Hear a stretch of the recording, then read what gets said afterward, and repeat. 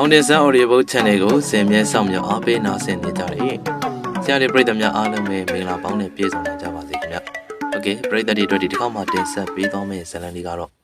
စာရေးသူမောင်စနေရေးသားထားတဲ့စနေနဲ့ကြော်ကြီးအကျွေးအကြောင်းပြုကောင်းမှုဖြစ်စေ၏ဆိုတဲ့ဇာတ်လမ်းလေးကိုတင်ဆက်ပေးသွားမှာဖြစ်ပါရီ။နားဆင်အားပေးကြပါအောင်ခင်ဗျာ။တို့တွေကျောင်းကိုပြန်ရောက်လာပြီဗျ။အကျောင်းရောက်တော့ပုံမှန်ပြန်ဖြစ်နေတဲ့ကျုပ်ကိုကြည့်ပြီးအဘိုးကတယောက်ကျင်းနေတယ်။ကျောင်းကိုရောက်ချင်းပဲကျုပ်တို့၃ယောက်ဖုန်းကြီးကိုအရင်သွားကြောလိုက်ကြတယ်။ပြီးတော့ကိုမျိုးကြီးရဲ့ဘာကြီးမိုက်ကယ်ကြီးပေးလိုက်တယ်။ရွာထွက်လက်ဆောင်တွေကိုကိုမျိုးကြီးစီကိုသွားပေးဖို့၃ယောက်သားထွက်လာလိုက်တာပေါ့ဗျာ။ကိုမျိုးကြီးဆိုင်ကိုရောက်တော့ကိုမျိုးကြီးကကျုပ်တို့ကိုပြုံးပြပြီးနှုတ်ဆက်လာတယ်။ဟေးစနေတို့ရောက်လာပြီလား။ရောက်ပြီဗျ။ဒီမှာကိုမျိုးကြီးဘာကြီးထည့်ပေးလိုက်တာတွေလာဖို့လား။ဟေးငါဘာကြီးကဘာတွေထည့်ပေးလိုက်တာလဲကွာစုံလို့ပါပဲဗျာဝရင်တုတ်တောင်ပါသေးဘလို့ဝရင်တုတ်ဟုတ်လားဟုတ်ပါခမရဘာကြီးကပြောသေးတယ်ဝရင်ရွာသားမှန်ရင်ဝရင်တုတ်ကိုအမှတ်ရနေရမယ်တဲ့အဲ့ဒါကြောင့်ပဲဝရင်တုတ်ထည့်ပေးလိုက်တာတဲ့ထူးလဲထူးတဲ့ခမရဘာကြီးပါဗျာကျုပ်အဲ့လိုပြောလိုက်တော့ကိုမျိုးကြီးကပြုံးနေဗျသူဘာကြီးအကြောင်းသူလည်းသိမပေါ့ကျုပ်တို့တွေမိုက်ကကြီးပေးတဲ့လက်ဆောင်တွေကိုကိုမျိုးကြီးကိုပေးပြီးတာနဲ့အေးစစ်စစ်လက်ဖက်ရည်ထိုင်တောက်နေကြကိုမျိုးကြီးကလည်းလက်ဆောင်ပစ္စည်းတွေကိုသိမ်းပြီးတာနဲ့ကျုပ်တို့နဲ့စကားလာပြောတယ်ဗျအဆိုင်မှာလဲလူရှင်းနေတယ်လေဗျာကျုပ်တို့ရောက်လာတဲ့အချိန်ကလည်းအတော်များများကလက်ဖက်ရည်ဆိုင်ထိုင်ပြီးတော့ပြန်တဲ့အချိန်ကြီးလေစနေငါဘာကြီးအိမ်မှာနေရတာအဆင်ပြေလားပြေပါလေဝစားတော့ကတော့အတော့ကိုအပေါက်လမ်းမတည့်တာဗျသိတယ်ငါထင်မင်းတို့ကောင်တွေအတော့ကိုစိတ်ညစ်သွားမှာပဲငါ့ကိုရောမြစ်တာတွေမပို့ခဲ့ဘူးလားမြစ်တာတော့မပို့ပါဘူးဗျာနည်းနည်းတော့စိတ်တော်သွားတာပေါ့အေးဟေးငါကလေဘာကြီးအကြောင်းလဲသိမင်းတို့အကြောင်းလဲသိလို့လွှတ်လိုက်တာနောက်ဆုံးတော့အဆင်ပြေသွားတာပဲမလားအဆင်တော့ပြေသွားပါရဲ့၃ယောက်လုံးဆေးုံတော့တက်လိုက်ရတယ်ကျုပ်တို့လဲမိုက်ကယ်ကြီးနဲ့အတူရှိခဲ့တဲ့အချိန်တွေကိုကိုမျိုးကြီးကိုပြောပြတာပေါ့ဗျာအဲ့ဒီချိန်တုန်းကတော့ဒုက္ခတွေပေါ့ဗျာအခုချိန်ကြတော့လဲရည်စရာတွေလိုဖြစ်သွားရောဗျလူဘဝဆိုတာအဲ့ဒါပဲဗျတစ်ချိန်ကကျုပ်တို့တွေကြုံတွေ့ခဲ့ရတဲ့အခက်အခဲတွေကိုရည်စရာတွေအဖြစ်ပြန်ပြောင်းပြောနိုင်တဲ့အချိန်ဆိုတာရှိလာဖို့တို့တယ်ကြုံတွေ့ရတဲ့ဒုက္ခတွေကိုဟာသတွေအဖြစ်ပြန်ပြောနိုင်တဲ့အနေအထားကိုလူသားတိုင်းပိုင်ဆိုင်စေချင်ပါတယ်ဗျကျုပ်တို့တွေဟာစိတ်ဒုက္ခကိုယ်ဒုက္ခတွေနဲ့ကြီးပဲနေရဖို့မတန်မနေဘူးလို့ခံစားရတယ်လူဖြစ်လာရင်လူနဲ့တူတဲ့ဘဝမှာလူသားအလုံးတန်းတူနေရဖို့ထိုက်တန်ပါတယ်လေကျုပ်လဲကိုမျိုးကြီးနဲ့ကိုတိုင်ဆိုးတို့နှစ်ယောက်စကားပြောနေတာကိုနားထောင်ရင်းနဲ့အတွေ့နဲ့ချက်နေမိတာပေါ့ဗျာအဲ့လိုနဲ့ကျုပ်တို့စကားဝိုင်းကိုစကားပြောရင်နည်းနည်းထစ်တဲ့ကိုကျော်ကြီးဆိုတဲ့သူရောက်လာပြီးတော့ဆိုင်ရှင်ကိုမျိုးကြီးကိုစကားဆိုတယ်ဗျမျိုးကြီးငါ့ကိုချိုးစိမ့်နေတစ်ခွက်လောက်ကွာရတယ်လေဒီမှာတော့မလားပါဆယ်လားကျော်ကြီးဒီမှာပဲတောက်မယ်ကွာဟိုလေငွေတော့မပါဘူးငါလဲတအားတောက်ချင်နေလို့ကွာကျော်ကြီးမင်းမလဲလေပြောစရာလူတွေကြနေတာအချင်းချင်းတွေကိုမင်းမုံစားအောင်မလားမစားတော့ဘူးမင်းကြည့်ရတာဗိုက်စာနေပုံပဲမင်းနံပြားကြိုက်တယ်မလားငါလုပ်လိုက်မယ်ကိုမျိုးရဲ့စေတနာကတော့အတော်ကောင်းတာဗျတနာတတ်တဲ့နေရာမှာနှစ်ယောက်မရှိဘူးတခါကြုတ်တွေးမိတယ်လူသားအရန်ဆန်းတဲ့သူတွေတထစ်မဖြစ်ဘူးလို့ပေါ့ဒါပေမဲ့ဆင်းလဲမဆင်းရဘူးဗျသူတို့ကအရန်မချမ်းသာပဲမဲ့စိတ်တော့ချမ်းသာရတယ်ဆိုတာသူတို့ရဲ့မျက်နှာပေါ်မှာအထင်သားပေါ်နေတယ်အကျိုးမမျှော်တဲ့အလှဆိုတာဒီလိုအရာကိုပြောတာလို့ကြုတ်တွေးလိုက်မိတယ်သူတို့တွေကလှူတယ်လို့ကိုသဘောထားဖို့မရဘူးဗျကိုချင်းစာစိတ်နဲ့ကိုကြီးပေးနေတာအဲ့ဒါကိုကျုပ်ကတမင်အကျိုးမမျှော်တဲ့အလှလို့တင်းစားလိုက်တယ်အခုကျုံနဲ့မျက်နှာချင်းဆိုင်မှာကျော်ကြီးဆိုတဲ့လူကမျက်နှာငယ်လေးနဲ့ထိုင်နေတယ်အသက်က30ကျော်လောက်ပဲရှင်းဦးမယ်တင်တယ်ဒါပေမဲ့သူ့ရဲ့ရုပ်သွင်းကတော့အတော့အိုးစားနေတယ်ဗျာစီမလိမ့်တဲ့ဦးကောင်းကကတုံးပေါက်စပင်ဆိုပေမဲ့မွဲချောင်းနေတယ်မျက်နှာကလည်းနေလောင်ထားတာများတော့ညိုတယ်ဆိုတာထက်ကိုမဲတဲ့ဘက်ကိုရောက်နေပြီအရွယ်မတိုင်ခင်စိတ်ဖိစီးမှုတွေများနေတယ်ဆိုတာတက်တည်ခံနေတဲ့အရေးအကြောင်းတွေကလည်းမျက်နှာမှာအပြစ်ပေါ့ဗျာအားငယ်ပြီးတိမ်ငယ်နေတယ်ဆိုတာဖော်ပြနေတဲ့မျက်လုံးနဲ့သူနဲ့အတူထိုင်နေတဲ့ကျုပ်တို့၃ယောက်ကိုကြည့်ပြီးပြုံးပြတယ်ဗျကျုပ်တို့ရဲ့နှလုံးသားတွေကလည်းစာနာတတ်တဲ့နှလုံးသားတွေဆိုတော့ အားငယ်နေတဲ့ကိုကျော်ကြီးအနေမခက်ရအောင်ရင်းရင်းနှီးနှီးစကားဆိုရတာပေါ့ဗျအမှန်တိုင်းပြောရရင်ကိုကျော်ကြီးနဲ့ကျုပ်တို့ကသိပြီးတော့မရင်းနှီးဘူးဗျကိုကျော်ကြီးနေကောင်းတယ်နော်ကျုပ်တို့ကသီရိဇောတိကယုံကဘုန်းကြီးကျောင်းသားတွေလေဗျညီလေးတို့ကိုသိတယ်ဟုတ်လားကိုကျော်ကြီးဘာစားအောင်မလဲထပ်မှာဗျာကျုပ်တို့ရှင်းပေးမယ်ရပြီမျိုးကြီးကပဲနံပြကျွေးမယ်တဲ့လေကြိုက်တာမှားစားအာမနာနဲ့ကျုပ်တို့လည်းနောက်လမ်းကြုံရင်ခေါ်ပြနော်ကိုကျော်ကြီးကခေါင်းလဲညှိပြလာတယ်အဲ့လိုနဲ့ကျုပ်တို့စကားပြောနေတဲ့အချိန်မှာကိုမျိုးကြီးကလက်ဖက်ရည်တစ်ခွက်နဲ့ပဲနံပြတစ်ချက်ယူလာပြီးတော့ကျုပ်တို့စပွဲကိုပြန်လာတယ်ပြီးတော့ကိုကျော်ကြီးရှေ့ကိုချပေးလိုက်ရင်းနဲ့ကိုကျော်ကြီးကိုစကားဆိုတယ်ဗျကျော်ကြီးအာမနာနဲ့စားကြနာရှင်မှားကွာမျိုးကြီးငါတောက်တာစားတာကိုစရင်လေးနဲ့မှတ်ပေးထားနော်ငါဆက်ပြန်ပေးပါမယ်မင်းရလဲကွာပြန်ပေးစရာမလိုပါဘူးငါအလကားတိုက်တာပါကွာမင်းနဲ့ငါတငယ်ချင်းတွေပဲကိုမဟုတ်ဘူးလေကွာမင်းလဲစီးပွားရေးလုပ်နေတာဟိုလေငါစားကြနာလေးတွေမှားစားမယ်ကွာမင်းငါနာမည်နဲ့အကျွေးမှတ်ထားမယ်ဆိုမှပဲစားမှာ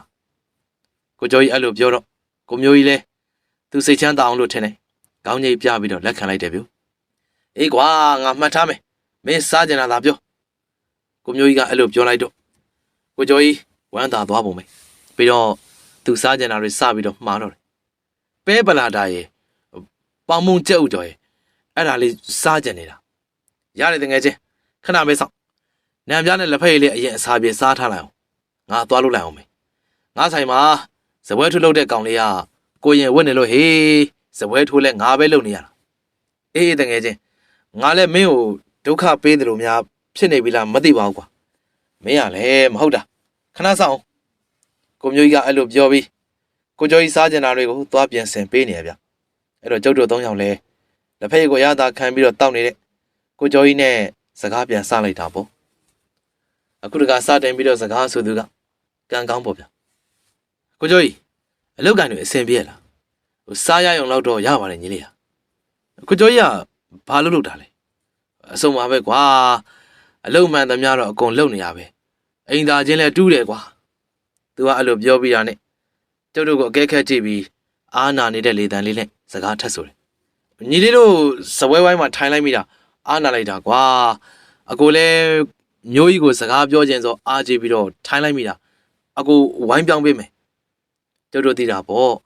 သူကအိမ်သာချင်းတူးတယ်ဆိုတော့ကျုပ်တို့သူ့ကိုယွန်သွားမယ်ထင်ပြီးတော့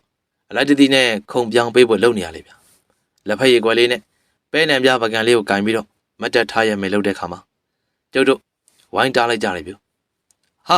အကိုကျော်ကြီးမဟုတ်တာခုံပြောင်းထိုင်စရာမလိုပါဘူးဗျာထိုင်ပါမပြောင်းပါနဲ့ဟုတ်တယ်ကိုကျော်ကြီးရဲ့ပြောင်းစရာမလိုပါဘူးထိုင်ခမရလေအချင်းချင်းတွေပဲကို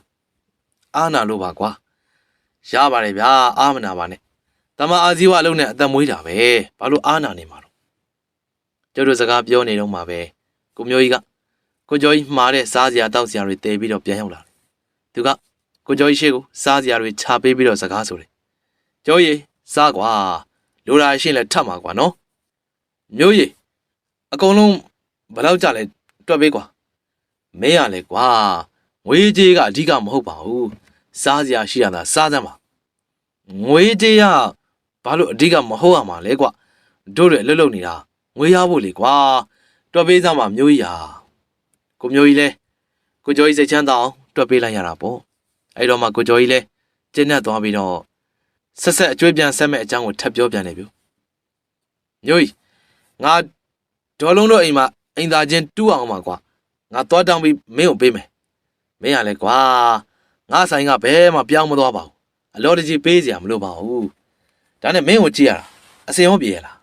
လိုအပ်တာရှင်ငါ့ကိုပြောလေကိုမျိုးကြီးအဲ့လိုပြောတော့ကိုကျော်ကြီးပဲပလာတာကိုစားနေရင်ကတပ်ပြင်းတစ်ချက်ချတယ်ဗျပြီးတော့ဦးကောင်းကိုရမ်းပြီးတော့ပြန်ဖြေလာတယ်စင်မပြေပါဘူးကွာဘလို့အစင်မပြေတာလဲမင်းတလောက်အလုပ်လုပ်နေတာမင်းတို့လင်မယားနှစ်ယောက်လောက်တော့အစင်ပြေမှာပါငါမိမရပြီးကြတဲ့ဟာအာကုသူတွေတန်းစီပြီးဝင်လာတာကွာငါမိမကလည်းငါရှာသမျှငွေတွေကိုလောင်းကစားလုပ်ပစ်တယ်ကွာအခုငါနေမကောင်းဖြစ်နေရတော့ဆေးကုစရာငွေမရှိဘူးဘယ်လိုမိမလောင်းကစားလုပ်တယ်ဟုတ်လားဟုတ်တယ်ဂျင်ထိုးတာ ငါအမေပေးခဲ့တဲ့အိမ်ကိုတောင်မှပေါင်ထားတယ်လေကွာငါတိတ်ကိုစိတ်ညစ်တဲ့မျိုးကြီးဟာဘယ်လိုဖြစ်တာလဲကွာမင်းကမပြောဘူးလားဘယ်ဘဝကအကျိုးပေးတွေအကြောင်းလဲမသိပါဘူးကွာငါမိမကိုငါသိတ်ကြောက်နေတယ်ကွာဘာမှမပြောရဘူးဖြစ်နေတယ်အဲ့ဒါတော့မဟုတ်သေးဘူးလေ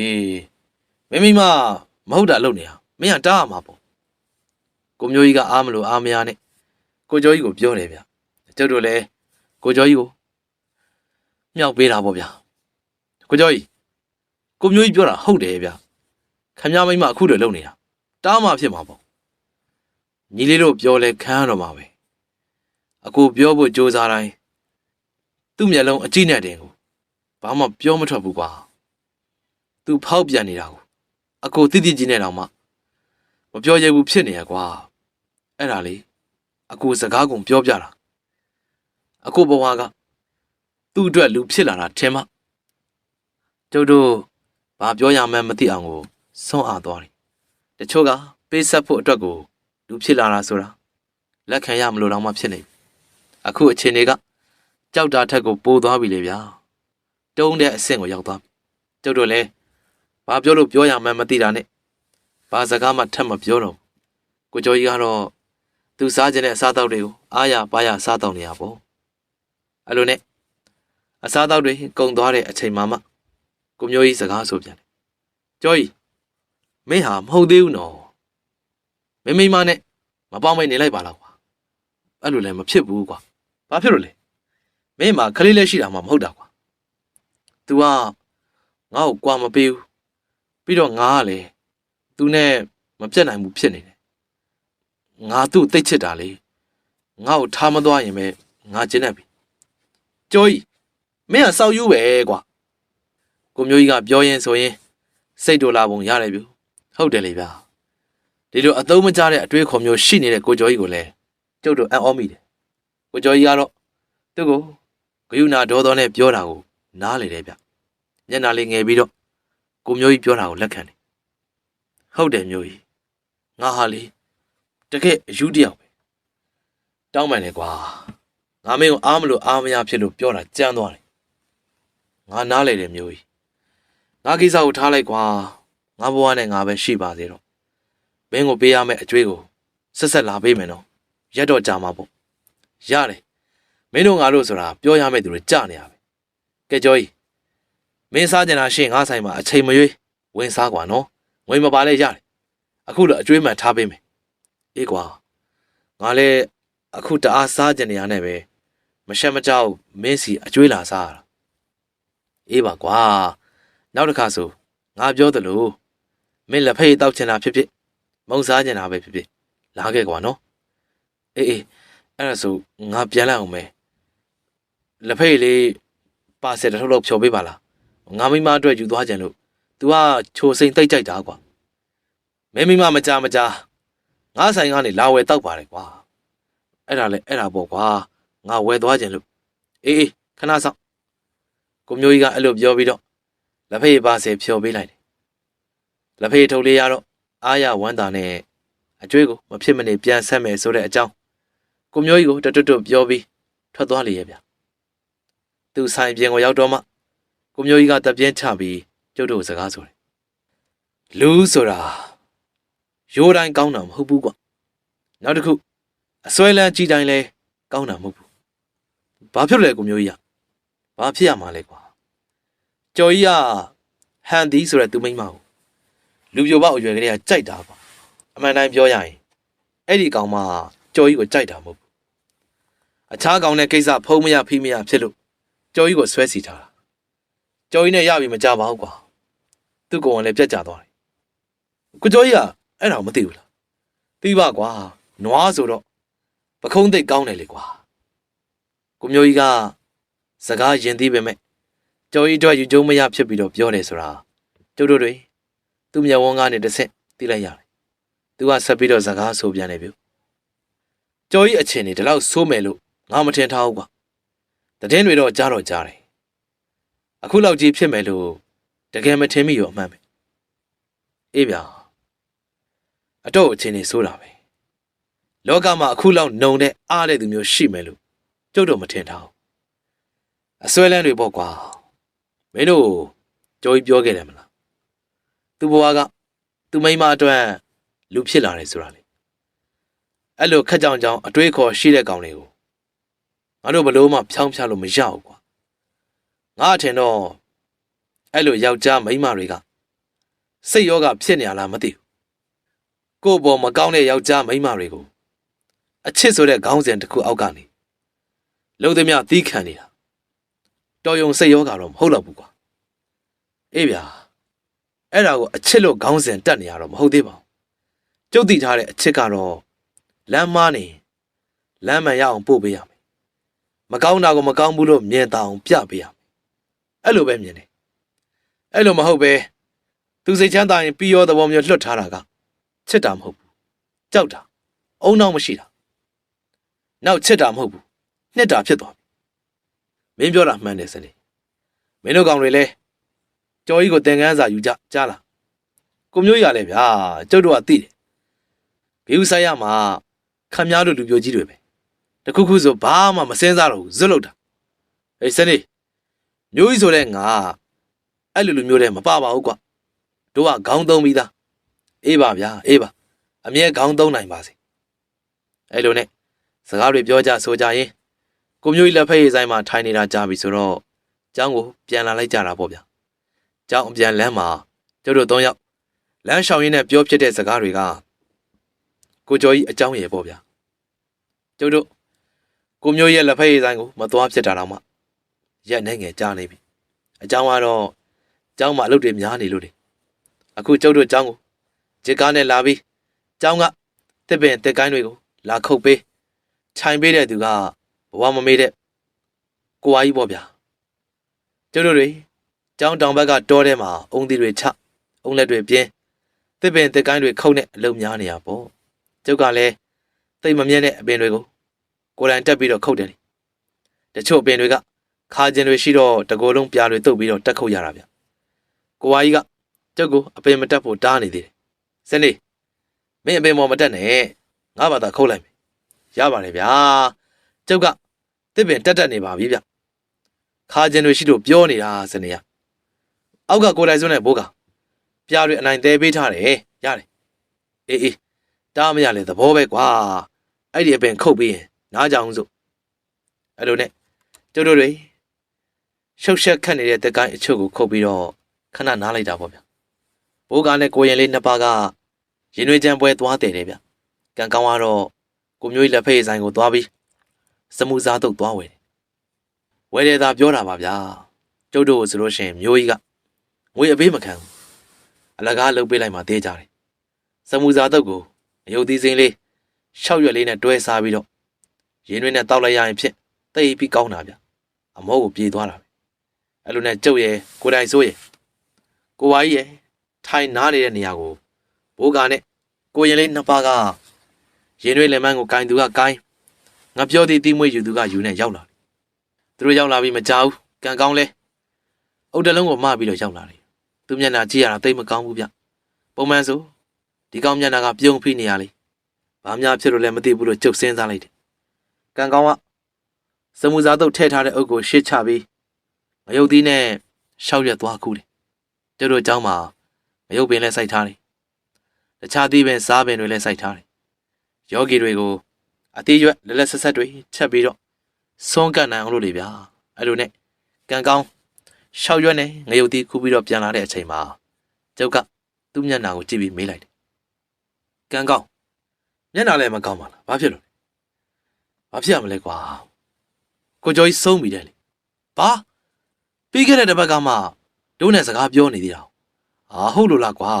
မင်းကဘာသူပြောတာတော့ကိုမျိုးကြီးပြောတာကွာကံကောင်းအဲ့လိုပြောတော့ကိုဝါကြီးကကျုပ်တို့ပြောနေတာကိုနားထောင်ပြီးကျုပ်ကိုပြောလာတယ်မင်းတို့ပြောနေတာကျော်ဝင်းထုံးကိုပြောတာလားဟန်ဒီယောက်ျားလေဟုတ်တယ်ကိုဝါကြီးသူ့ကိုပြောတာမင်းတို့နဲ့လည်းသိတယ်လားငါလည်းစကားမဆက်လို့မပြောမိတာသူဆုံးတာတပြန်မနစ်ရကွာမင်းတို့တွေရက်ွက်ထဲမသွားဖြစ်လို့မသိတာဖြစ်မယ်ဟုတ်လားဘလို့ဖြစ်တာလဲဗျာအကောင်းကြီးကနေဘလို့လုပ်ပြီးရုတ်တရက်ဆုံးသွားတာလဲသူကရေတွင်းထဲကိုခုန်ချပြီးသူ့ကိုယ်သူ တေချောင်းကြံသွားတာပေါ့ဗျာဘလို့ဖြစ်ရလဲဗျာမိမတွေပေါ့ကွာအဲ့လိုပြောပြန်ရင်လေယောက်ျားဝါဒီတယောက်မိမမကောင်းကြောင်ပြောတဲ့ကောင်ဖြစ်အောင်မယ်မင်းတို့လည်းသိလားတော့မသိဘူးကြော်ကြီးမိမဖောက်ပြန်နေရဆိုတာလေကျုပ်တို့သူကိုယ်တိုင်ပြောပြခဲ့တာဗျသိတယ်သူမိမအစကလေးကတရေမမှန်တာလေကွာသူ့ကိုချစ်လို့ကြိုက်လို့ယူထားတာမှမဟုတ်တာလက်တလောပြဿနာကိုဖြေရှင်းဖို့ယူတာလေဟိုကောင်ကလည်းဟန်ဒီမှဟန်ဒီဖြစ်နေရဆိုတော့အခက်သားလားဟုတ်တယ်ကျုပ်တို့ကိုသူပြောဘူးတယ်သူမိမဖောက်ပြန်လေရတယ်လောင်းကစားတွေလောက်တာလေရတယ်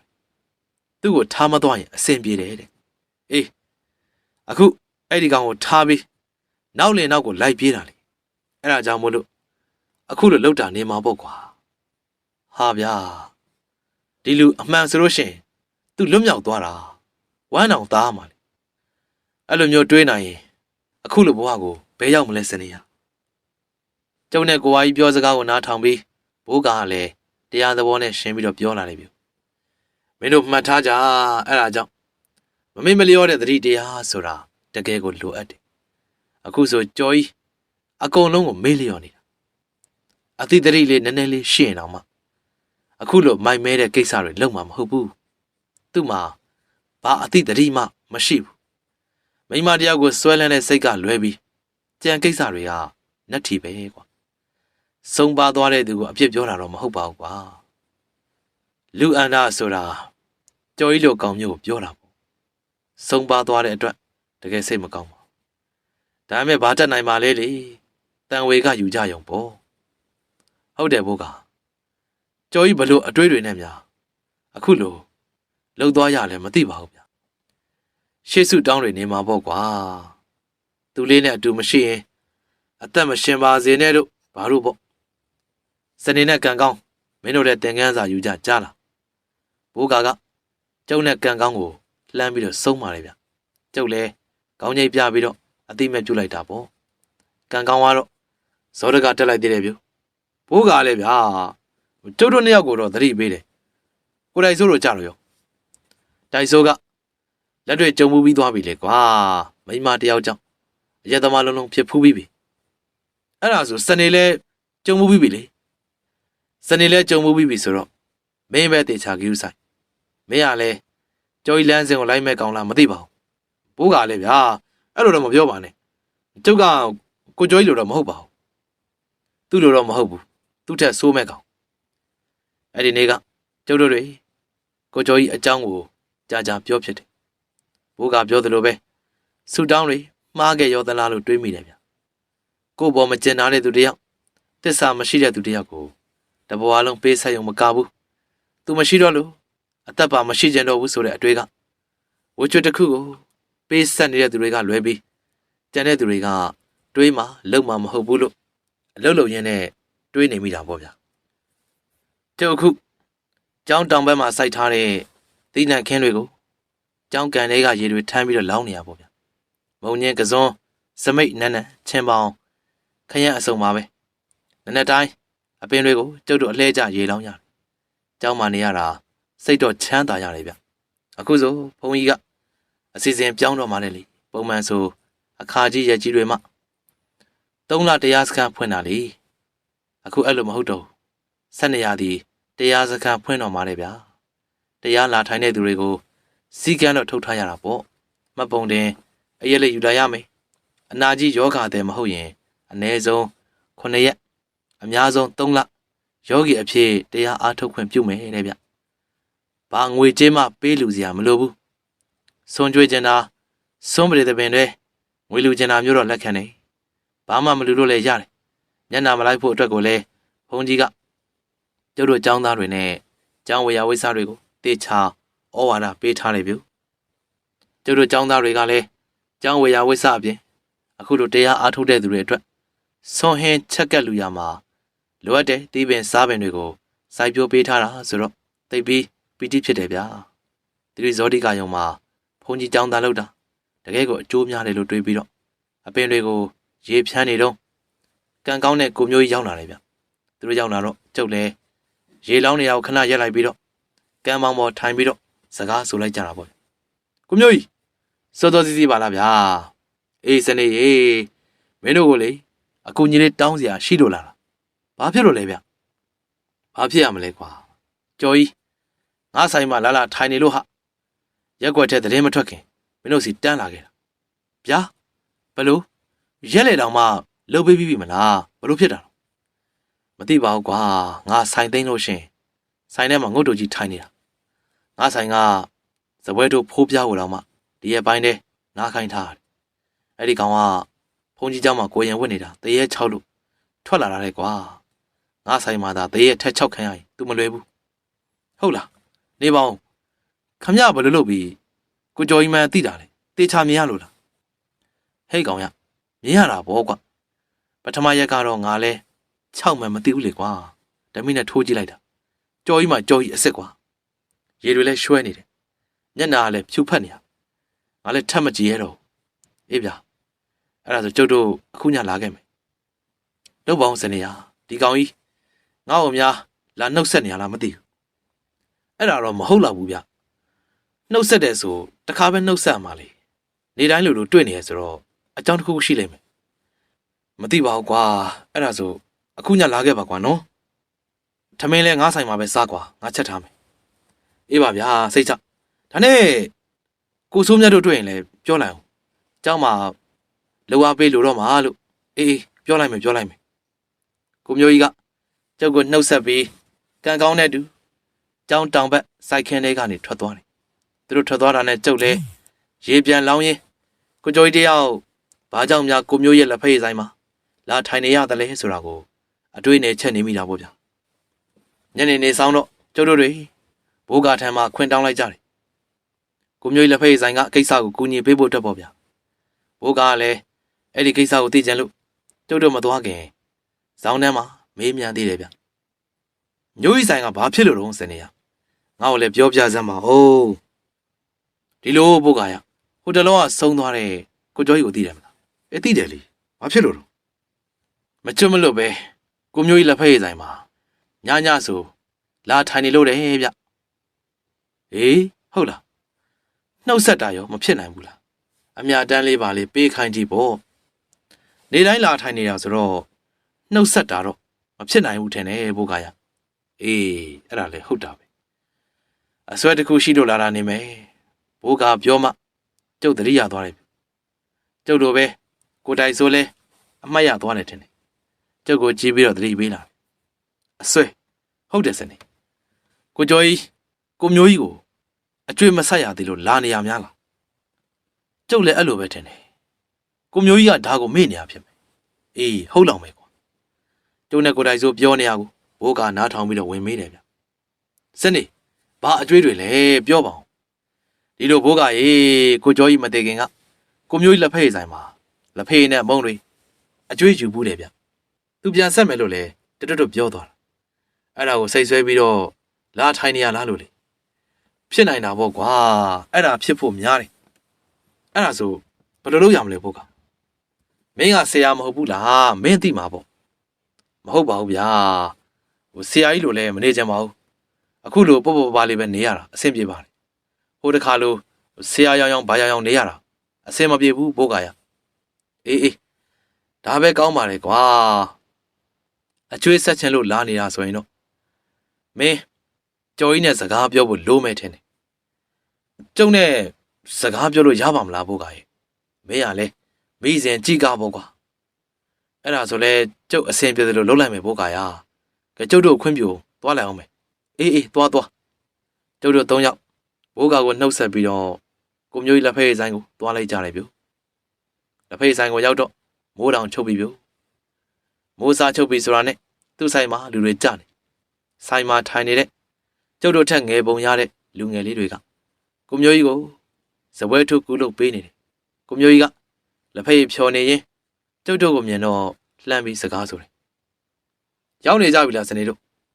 ရောက်ပြီကိုမျိုးကြီးကျုပ်တို့ဘာကူအောင်မလဲ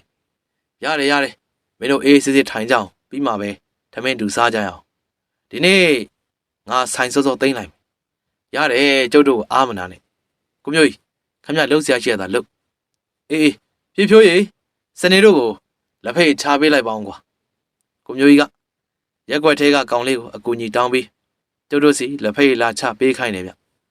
ပြဖြိုးဆိုတဲ့ကောင်လေးကကျုပ်တို့ထက်ငယ်တယ်16 18နှစ်လောက်ရှိရောပေါ့သူကကျုပ်တို့အတွက်လက်ဖက်ချပေးပြီးတာနဲ့ကျုပ်တို့နားမှာလာထိုင်နေဗျပြီးတော့ကျုပ်ကအတန်ခတ်အုပ်နဲ့စကားဆိုတယ်ကိုစနေခမရောက်ပြောစရာရှိလို့ပြောလေကွာတခြားတော့မဟုတ်ဘူးကျုပ်တို့အိမ်ဘေးကကြီးတော်လုံးအိမ်မှာတရေချောင်းနေတယ်ဟင်ဘလို့ဖြစ်တာလဲကွာအိမ်သားထဲမှာငုတ်တုံကြီးထိုင်နေရတယ်ဗျာကြီးတော်လုံးပြောတာတော့ကိုကျော်ကြီးတဲ့ဟင်ကိုကျော်ကြီးဟုတ်လားကိုတလောကတက်တည်သွားတယ်ကိုကျော်ကြီးလားဟုတ်တယ်အဲ့ဒါကြီးတော်လုံးကခမရတို့အကြောင်းကိုလာမလို့ပြောနေတယ်ကျုပ်ကကြုံလုံးပြောပြတာပြဖြိုးပြောပုံရဆိုရင်တော့ကိုကျော်ကြီးကအကျွေးပေးရမှာနဲ့အကျွေးရမှာကိုစွဲနေတာတေးကြပြီဗျသူဘာဖြစ်ချင်တာလဲသိရပြီဆိုတော့ဘာလို့ရမယ်ဆိုတာကျုပ်တွေးလို့ရသွားပြီဗျအဲ့လိုနဲ့ကျုပ်တို့တွေလဲကိုမျိုးကြီးဆိုင်မပိတ်သေးခင်မှာလက်ဖက်လေးတောက်ပြီးစကားကောင်းနေကြတာပေါ့ကိုမျိုးကြီးလဲဆိုင်ကိုစောစောသိမ်းလိုက်တယ်ဗျမိဆက်တွေပါတွေပိတ်လိုက်ပြီးတော့ဘက်ထရီအိုးမီလေးပဲထွန်းထားတယ်ကျုပ်တို့လဲဆိုင်ကိုကူသိမ်းပေးလိုက်ကြတာပေါ့ဆိုင်သိမ်းချိန်ကတကယ်တော့စောသေးတယ်ဗျအခုမှည9နာရီလောက်ပဲရှိသေးတယ်လေအဲ့လိုနဲ့ကျုပ်တို့ဆိုင်သိမ်းနေရင်ကျုပ်ကနေအစောကပြဖြိုးပြောခဲ့တဲ့အကြောင်းကိုမျိုးကြီးကိုပြောပြလိုက်ကိုမျိုးကြီးလည်းအံ့ဩနေပြီးကျုပ်ကိုပြန်မေးလာတယ်စနေအဲ့ဒါဘာဖြစ်တာလဲကိုမျိုးကြီးမေးနေတယ်ထင်တယ်ကိုကျော်ကြီးမသေးခင်ကကျုပ်တို့ရှင်းပါတယ်ခမ ्या ကိုပြောသွားတယ်လေဗျဒေါ်လုံးစီကအိမ်သားချင်းတူကရရင်ခမ ्या ကိုပေးမယ်ဆိုတာလေကျုပ်ထင်ဒေါ်လုံးစီကနေသူ့အကျွေးကိုလိုချင်နေရလားမသိဘူးအေးမင်းပြောတာဖြစ်နိုင်တယ်ကွာအဲ့ဒါဆိုတို့ဒေါ်လုံးအိမ်ကိုသွားကြရင်ငါကောင်ကြီးတရက်စောပြီးကျွတ်တော့တရက်ပို့ပြီးတော့စိတ်ချမ်းသာတာပေါ့ကွာခမ ्या ဆိုင်မှာ तू ကဘယ်အချိန်လာထိုင်တာလဲတကောင်ကြော်ကာနီးလောက်ကိုလာထိုင်တာအဲ့ဒါဆိုကျုပ်တို့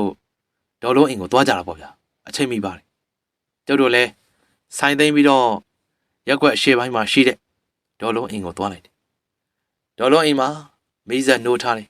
တအိမ်လုံးထိန်လင်းနေရမယ်ကျုပ်တို့ကိုမြင်တော့ဒေါ်လုံးကဝမ်းပန်းတသားနဲ့ကြိုးဆိုတယ်မျိုးကြီးတို့လာစနေလဲပါလာတာကိုငါလဲလေမနက်ကကျောင်းကိုလာမလို့ပဲမလာဖြစ်လိုက်ပါဘူးမနက်ဖြန်တော့တေချာပေါက်လာမှာလာထိုင်းမိဆိုင်ရေရင်းနှွေးချမ်းလုပ်ပါအောင်ဧည့်သည်တွေလာတယ်လုံးမနေပါနဲ့ကြီးတော်ရအလုပ်ပို့အောင်ဘယ်ဟုတ်မလဲတခါတလေမှလာတဲ့သူတွေပဲဟာနေတိုင်းလာရင်တော့ကြီးတော်လည်းဘယ်လိုခိုင်းမှမလဲကျုပ်တို့ဘာပြောရမှန်းကိုမသိတော့ဒေါ်လုံးကအဲ့လိုလူစားမျိုးဗျစားတဲ့နောက်တက်တယ်အဲ့လိုနဲ့ကျုပ်တို့လည်းဒေါ်လုံးရဲ့အိမ်အောက်ထက်ကတန်းလျားစပွဲမှာထိုင်လိုက်ကြတယ်ခဏနေတော့အပြိုးကြီးမိဆန်းကကိုမျိုးကြီးကိုကွက်ကြီးလုံနေပြီးတော့ရင်တွေးချမ်းနဲ့အမိလာချပေးတယ်တိတာချမ်းများကျုပ်တို့တော့စကားသိမ့်မပြောကိုမျိုးကြီးကိုပဲကွက်ပြီးတော့လောကချော်နေရလေသူ့အမေကတော့မှအမြင်ကက်လောက်တဲ့အထိဆိုတော့ခမ ्या တို့စဉ်းစားတာကြည့်တော့ပေါ့ဒေါ်လုံးကသူ့သမီးကိုမျက်စောင်းထိုးကြည့်ပြီးတော့ပြောလိုက်တယ်ဗျမိဆန်းလာ၄ယောက်နော်တယောက်တည်းကွက်မြင်နေရလားပါလေနင့်မျက်လုံးကကြက်မြက်တက်နေရလားဒါမှမဟုတ်မျိုးကြီးတယောက်တည်းကိုလူထင်တာလားကြံတဲ့သူတွေကိုတရိတ်ဆန်များထင်နေရောလားဟာအမေကလည်းဘာလို့ပြောမှမသိဘူးအပြိုးကြီးမိဆန်းခမ ्या ရှက်ပြီးတော့အိမ်ပေါ်တက်သွားတယ်ဗျဂျားတွေကကျုပ်တို့၃ယောက်ကတော့တရိတ်ဆန်တွေဖြစ်သွားတာပေါ့ဒေါ်လုံးကသူ့စကားမှားသွားတာကိုတော့ပြန်ဖားတယ်စနေတို့ရေကြီးတော့အပြောကြမ်းသွားရင်ခွင့်လွတ်ပါကွယ်တော့သူမဆိုတော့ဝတိကပါနေပြီလေရပါတယ်ကြီးတော့ရာကျုပ်တို့နားလဲပါလေဗျအေးညဘက်ကြီးလာရတဲ့အကြောင်းရင်းတော့ရှိမှာပေါ့ရှိတာပေါ့ကြီးတော့ရာကြီးတော့အိမ်ကိုလဲကိုကျော်ကြီးလာနေရဲ့ဆိုလာတာပေါ့စနေရဲ့ငါအိမ်သာတက်မလို့သွားလိုက်တိုင်းတင်းကအိမ်သာထဲမှာငုတ်တုတ်ကြီးတော်သေးတယ်ငါသိပ်ပြီးမကြောက်တက်လို့သာပဲနှုတ်မို့ဆိုမလွယ်ဘူးလိပ်ပြလွှင့်ပြီးတော့တေသွားနိုင်တယ်ကြီးတော်လိုပဲကိုမျိုးကြီးဆိုင်မှာလဲကိုကျော်ကြီးကလာထိုင်နေရတယ်ဗျဟေးဘလို့အဲ့ဒါဆိုတို့နှစ်ယောက်အိမ်ကိုပဲသူကလာနေရပေါ့တခြားသူတွေအိမ်ကိုတော့လာတယ်မကြားမိပါဘူးဘာဖြစ်လို့လဲမသိဘူးဒေါ်လုံးအဲ့လိုပြောတော့ကျုပ်လဲကိုကျော်ကြီးမဆုံးခင်က ကိုမျိုးကြီးလက်ဖက်ရည်ဆိုင်မှာအကျွေးတောက်ပြီးသူစီအိမ်သားချင်းတူးထားတဲ့လှုပ်အားကရလို့ရှင်လာဆက်မဲ့အကြောင်းကိုပြောပြလိုက်တာပေါ့အဲ့တော့မှဒေါ်လုံးကလည်း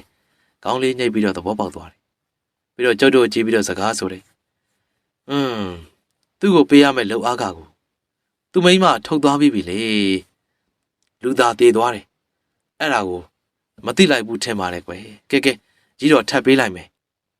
အကျွေးလဲယူကြပိုတာကိုလဲအလူတန်းပေးလိုက်ပေါ့ကွယ်ဒေါ်လုံးအဲ့လိုပြောတော့ကိုမျိုးကြီးကလည်းပြန်ပြောတယ်ပြုကြီးတော့တကယ်ဆိုကျုပ်ကသူ့ကအကျွေးလို့တောင်မှတတ်မှတ်တာမဟုတ်ဘူးအလကားကျွေးတယ်လို့ပြောထားတာဒါပေမဲ့မရဘူးသူကမရမကောက်ကိုအကျွေးမှတ်ခိုင်းထားတာမင်းအကြောင်းကြီးတော်သိပါလေကဲမောင်မျိုးကြီးကဲအကျွေးမယူလို့တော့မရဘူးယူလိုက်အောင်ကြားလားဟုတ်ကဲ့ကြီးတော်မိဆန်းရေငါတစ်တာတွေကငွေ600ယူခဲ့အောင်ဒေါ်လုံးစကားဆုံးတာနဲ့အပြိုကြီးမိဆန်းငွေတွေယူပြီးတော့ပြန်ရောက်လာတယ်သူယူထားတဲ့ငွေကိုသူ့မေဒေါ်လုံးကိုပေးလိုက်တယ်ဒေါ်လုံးကနေမှကျုပ်ကိုပေးပြီးတော့စကားဆိုတယ်ဗျစနေဒီလိုကိစ္စနင်တို့ကျွမ်းတာဆိုတော့နင်တို့ဘာသာကြီးလုပ်လိုက်နော်ကျုပ်လဲငွေကိုယူလိုက်ပြီးတော့စိတ်ထဲမှာတွေးထားတဲ့အတိုင်းဒေါ်လုံးကိုပြောလိုက်တယ်ကြီးတော့တကယ်လို့အခုညကိုကျော်ကြီးကိုတွေးလို့ရှင်နင့်ကိုပေးရမယ့်အကျွေးတွေစနေကိုပေးလိုက်ပြီးလို့ပြောလိုက်ဗျာနော်အေးငါပြောလိုက်မယ်ကြီးတော်တို့အေးရဲလားကိုတိုင်စိုးနဲ့ကန်ကောင်းကိုစောင့်ခိုင်းလိုက်ရမလားအခုညလေအမလီမလုပ်ပါနဲ့တော်ကြငါကလေနင့်ကောင်တွေနှစ်ယောက်ကိုပြန်စောင့်ပေးနေရအောင်မယ်ကြီးတော်ပြောတာကိုနားမလဲအိမ်ကဟာကိုစိတ်မချလို့ဟေးတိုက်စိုးနဲ့ကန်ကောင်းကိုစိတ်မချတာမဟုတ်ဘူးအိမ်ကအပြိုကြီးကိုစိတ်မချတာအမှန်တော့ဒေါ်လုံးကတအားကိုနောက်တက်တာဗျသူသမီးကိုပြန်စနေတာသူသမီးအပြိုကြီးခမညာကိုတိုင်စုံနဲ့ကန်ကောင်းကိုတော့မကြည့်ရဘူးအမေကလည်းဘာမှမသိဘူးပြောပြီးတော့အိမ်ပေါ်တက်သွားပြန်တာကိုတိုင်စုံနဲ့ကန်ကောင်းကတော့တိတ်ပြီးတော့ကျင်းတတ်နေတယ်ဘာလို့လဲဆိုတော့ယောက်ကစားကကျုပ်တို့ကိုအရေးမလုပ်ပဲကိုမျိုးကြီးကိုကြီးပဲလောကချော်နေလို့အပြိုကြီးကိုသူတို့နှစ်ယောက်ကမကြင်မနဲ့ဖြစ်နေရလေဗျာအဲ့လိုနဲ့ကျုပ်တို့လည်းကိစ္စပြီးပြီမို့လို့ဒေါ်လုံးအင်းကနေပြန်ခဲ့လိုက်ကြတာပေါ့ဗျာညတကောင်ကိုရောက်လာပြီကျုံနဲ့ကိုမျိုးကြီးပဲမအိတ်သေးတာကိုတိုင်စုံနဲ့ကန်ကောင်းကတော့တခေါနဲ့ကိုမျိုးကြီးအိယာထဲမှာအိတ်နေကြပြီကျုပ်တို့နှစ်ယောက်ကတော့မအိတ်သေးဘူးအခန်းတကားကနေဆိုင်ထဲကိုလှမ်းကြည့်နေမိတာပေါ့အချိန်ကလည်းတဖြည်းဖြည်းနဲ့ပို့ပြီးတော့ညံ့နေလာကိုမျိုးကြီးကလည်းတန်းဝင်နေပြီအဲ့တော့ကျုပ်လည်းအတန်ခတ်အုပ်နဲ့ပြောလိုက်ရတာပေါ့ကိုမျိုးကြီးခမရအိတ်ချင်အိတ်လေဗျာရပါတယ်ကွာမနေ့ကတော့အခုချိန်ဆိုလာထိုင်နေပြီကွာအေးဗျာစောင့်ကြည့်တာပေါ့ကျုပ်တို့စကားတို့ပြောနေချိန်မှာပဲခြေတန်းစကြားနေပြီကြည့်လိုက်တော့ခွေးချေထိုင်ကုန်မှာလူတစ်ယောက်ထိုင်နေရတွေ့လိုက်တယ်အမောင်ရိပ်ကြနေရဆိုတော့အရေးသဘောလောက်ပဲမြင်နေရတာပေါ့ဗျာကျုပ်လည်းထူထူစဉ်းစားမနေတော့ပဲဓမီနဲ့လှမ်းထိုးကြည့်လိုက်တယ်ဓမီအလင်းရောင်အောက်မှာမြင်လိုက်ရတာကကိုကျော်ကြီးမှကိုကျော်ကြီးပဲညနာဖြူဖက်နေပြီရေတွေဆူရွှဲနေရပြီကျုပ်လည်းအခုလိုမကျွတ်မလွတ်တဲ့သူတွေနဲ့ကြုံရဆုံရတာများပြီဆိုတော့ရင့်ကျက်နေပြီလေဗျာအဲ့တော့အခန်းထဲကနေထွက်ပြီးကိုကျော်ကြီးနဲ့မျက်နှာချင်းဆိုင်မလန့်မကန့်မှဝင်ထားလိုက်တယ်ကျုံနောက်မှာကိုမျိုးကြီးလည်းပါလာတာပေါ့သူလည်းကျုပ်ဘေးမှာထိုင်နေသူကနည်းနည်းတော့ကြောက်နေရပေါ့ဗျာအဲ့လိုနဲ့ကျုပ်လည်းကိုကျော်ကြီးမျက်နှာကိုဓမီနဲ့ထိုးထားရင်းနဲ့စိတ်ထဲကနေပြီးတော့ကိုကျော်ကြီးစကားပြောလို့ရဖို့ရာဆိုင်ရာတွေစီကိုခွင့်တောင်းလိုက်တယ်နှုတ်ကနေလဲသူပြောချင်တာပြောဖို့အတွက်တပါးလေးပြောလိုက်တယ်ကိုကျော်ကြီးခမ ्या ပြောချင်တာကိုပြောကြည့်ပြောလို့ရမှာခမ ्या လောက်အားကငွေ600ကိုဒေါ်လုံးကကျုပ်ကိုပေးထားတယ်အဲ့ဒါခမ ्या သိတယ်မလားကိုကျော်ကြီးခေါင်းပဲညှိပြတယ်ကျုပ်အထင်တော့သူစကားမပြောနိုင်ဘူးထင်ပါကျုပ်ကလည်းခွင့်ပြုပေးလောက်တဲ့အဆင့်မဟုတ်လေတော့ကျုပ်လည်းမတတ်နိုင်တော့သူသိတဲ့တာတွေကိုပြောပြလိုက်ခမ ्या အကျွေးပေးရမှာ100တဲ့ပဲအခုကိုမျိုးကြီးကိုအကျွေးဆက်လိုက်ပြီနော်900ပိုသေးတယ်ခမ ्या ဘယ်လိုလုပ်ချင်လဲဘယ်သူကိုပေးရမလဲကျုပ်အဲ့လိုပြောပြီးအိတ်ကက်ထဲကငွေ100ထုတ်ပြီးကိုမျိုးကြီးကိုပေးလိုက်တယ်ကျန်တဲ့ငွေတွေကိုကိုကျော်ကြီးကိုပြပြီးမေးလိုက်တာပေါ့ကိုကျော်ကြီးကငွေတွေကိုကြည့်ပြီးကျုပ်ကိုလည်းညှို့ထိုးပြပြီးတော့ကျုပ်တို့ကျောင်းဘက်ကိုလည်းညှို့ထိုးပြပြန်တယ်ဗျကျုပ်လည်းရုတ်တရက်ဆိုတော့ သူဘာပြောချင်တာလဲဆိုတော့ကိုနားမလဲဘူးပေါ့အဲ့ဒီချိန်မှာကိုမျိုးကြီးကနေကိုကျော်ကြီးကိုမေးလိုက်တယ်ကျော်ကြီးမင်းပြောတာစနေတို့အကြောင်းကိုလှူလိုက်လို့ပြောတာလားကိုမျိုးကြီးအဲ့လိုပြောတော့ကိုကျော်ကြီးကခေါင်းကိုခက်မြန်မြန်ပဲညှိပ်ပြလာတယ်ဗျအဲ့တော့မှကျုပ်လည်းသဘောပေါက်သွားတယ်ကိုမျိုးကြီးကကျုပ်ကိုကြည့်ပြီးပြောပြန်တယ်စနေကျော်ကြီးဟိုတုန်းကတောင်းတယ်မှာကုရီဆောက်ရင်ကျင်းလိုက်တူပေးပြီးတော့ကုသိုလ်ပြုဘူးတယ်ကွာဟုတ်လားအဲ့တော့ကျုပ်လည်းဝမ်းသာသွားတယ်ပြီးတော့ကိုကျော်ကြီးကိုကြည့်ပြီးတော့ပြောလိုက်တယ်ကိုကျော်ကြီးခမရကုသိုလ်ကောင်းမှုအကြီးကြီးတွေလုပ်ထားတာပဲအခုခမရရဲ့ဒီငွေတွေကိုစွန့်ပတဲ့ပင်မှာလှူပေးမယ်ဗျာကျုပ်တို့အเจ้าမှာဆက်နေရသည်တရားစခန်းဖွင့်တော်မှာစွန့်တကားတွေလိုတာနဲ့ကွက်တီပဲခမရတရားလာအားထုတ်တဲ့ယဟန်တွေကိုရင်တွေသီလရှင်တွေနဲ့အမျိုးသားအမျိုးသမီးသူတော်ကောင်းယောဂီတွေရဲ့စွန့်အလူရှင်ကြီးဖြစ်ပြီပြီးတော့ခမရကုဋီတွေစောက်တဲ့နေရာမှာလောဝဒါနပြုဘူးတယ်ဆိုအဲ့ဒါတိတ်ကိုမြင့်မြတ်တဲ့အလှဗျသူများတွေလှုပ်ဖို့ခဲရင်တဲ့အလှကိုလှူလိုက်တာပဲကျုပ်တော့တာဓုခေါ်တယ်ဗျာကျုပ်အဲ့လိုပြောနေတဲ့အချိန်မှာပဲကိုကျော်ရဲ့မျက်နှာကပြုံးလာတယ်ဗျဓမီရောင်အောက်ကသူ့ရဲ့ပုံပန်းတရံကလည်းအတော့ကိုကြည်ကောင်းလာတယ်လူဘဝတုန်းကထက်တောင်ပိုပြီးတော့ကြည်ကောင်းလာတယ်လို့ပဲကျုပ်လည်းထပ်ပြီးတော့သူပီတိဖြစ်စေမဲ့စကားတွေပြောပြနေရပါဗျနောက်ပြီးတော့ကျုပ်တို့တွေကျောင်းမှာကုသိုလ်တွေဘယ်လိုပဲပုံလောက်ကြကြောင်းကိုမျိုးကြီးနဲ့ကျုပ်နဲ့တယောက်တည်းစီပြောပြပြီးတော့ကျုပ်တို့တွေရဲ့ကုသိုလ်တွေကိုပါအမျှပေးဝေလိုက်တယ်ဗျကိုကျော်ကြီးခမရဲ့ကုသိုလ်တွေကလည်းအများကြီးကျုပ်တို့ကုသိုလ်တွေပါထပ်ပြီးတော့အမျှပေးတယ်ဗျာအမျှယူတော်မူကြပါကုန်လောသာဓုသာဓုသာဓုအံ့ဩစရာကောင်းလောက်အောင်ပဲကိုကျော်ကြီးကကျုပ်တို့ရှေ့မှာတင်သာဓုခေါ်တယ်ပြီးတော့သူ့မျက်နှာကလည်းအတော့ကိုကြည်လင်းနေတယ်လူဘဝကထက်ကိုပို့ပြီးတော့ကြည်လင်းနေတာသူကျုပ်တို့နှစ်ယောက်ကိုပြုံးပြပြီးထိုင်နေရာကနေမတက်ထားရတဲ့ဗျဝတ်စားတွေကလည်းရေဆိုမနေတော့မတက်ထားရပြီးကျုပ်တို့ကိုခက်တူပြောသွားတယ်မျိုးကြီးနဲ့စနေကျေးဇူးတင်ပါတယ်ကွာငါသွားပြီကိုကျော်ကြီးကအဲ့လိုပြောပြီးတဖြည်းဖြည်းနဲ့ကျုပ်ဓမီအလင်းရောင်အောက်ကနေပျောက်ကွယ်သွားတယ်သူပျောက်ကွယ်သွားတဲ့အချိန်မှာတဆိုင်လုံးအမျိုးအမည်မသိတဲ့အမွှေးရနံ့တွေလှိုင်သွားတာပဲဗျကျုပ်တို့သိလိုက်တာကတော့ကိုကျော်ကြီးတယောက်ကောင်းရာသူဂတိလာတော့မယ်ဆိုတာကိုပေါ့ဗျာအချိန်လင်းနေပေမဲ့ကျုပ်နဲ့ကိုမျိုးကြီးအိတ်ချင်စိတ်မရှိတော့ဘူးထိုင်နေတဲ့နေရာမှာပဲဆက်ထိုင်နေပြီးတော့ကိုကျော်ကြီးရဲ့ကောင်းကွက်တွေကိုပြောဖြစ်ကြတယ်နောက်သူဂတိလာသွားပြီဆိုတာကိုပြောရင်းသူရောက်ရှိမဲ့ကောင်းတဲ့ဘဝကိုကျုပ်တို့ခံမှန်းပြောဆိုနေကြတာပေါ့ဗျာမောင်တင်ဆန်း Audio Channel ကနေပရိသတ်တွေအတွက်ဒီတစ်ခေါက်မှတင်ဆက်ပေးခဲ့တဲ့ဇာတ်လမ်းလေးကတော့စာရေးသူမောင်စနေရေးသားထားတဲ့စနေနဲ့ကျော်ကြီးအကျွေးအကြောင်းပြုကောင်းမှုဖြစ်စေ၏လို့မြင်ရတယ်ဇာတ်လမ်းလေးကိုတင်ဆက်ပေးခဲ့တာဖြစ်ပါတယ်နောက်တစ်ခေါက်မှလည်းဒီထက်ပိုစိတ်ဝင်စားစရာကောင်းတဲ့စနေရဲ့ဇာတ်လမ်းကောင်းများစွာကိုတင်ဆက်ပေးသွားမှာဖြစ်လို့စောင့်မျှော်အားပေးနားဆင်ကြပါအောင်ခင်ဗျနားဆင်အားပေးခဲ့ကြတဲ့ပရိသတ်တယောက်ချင်းစီကိုကျေးဇူးထူးပဲတင်ပါတယ်